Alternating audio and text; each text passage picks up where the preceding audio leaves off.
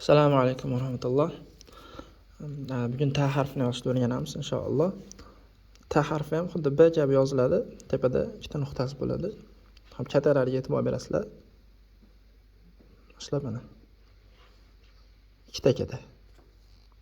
Ikkita keta, ikkita keta orasiga yozsangiz chiroyli chiqadi inshaalloh.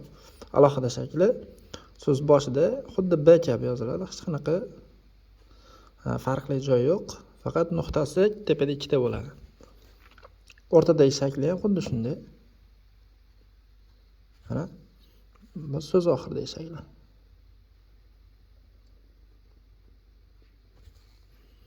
Shu shaklda ikki qator yozib to'ldirasizlar buni. Xo'p, lug'atlarni ham yozib beraman. Xo'p, bintun bor edi.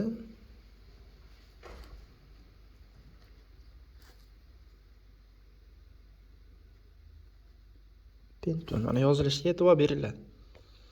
Xo'p, bintun, banatun,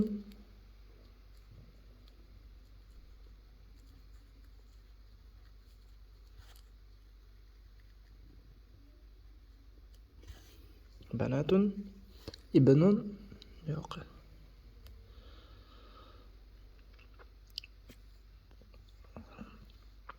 Anta bilan anti bor edi.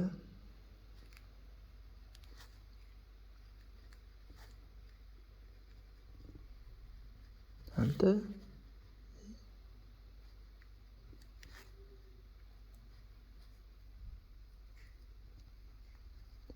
anti.